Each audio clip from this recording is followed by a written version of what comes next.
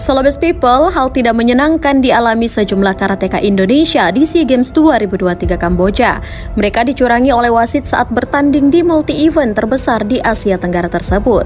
Kecurangan itu dialami atlet Indonesia di nomor kata beregu putra, kata perorangan putra, dan nomor kumita beregu putri.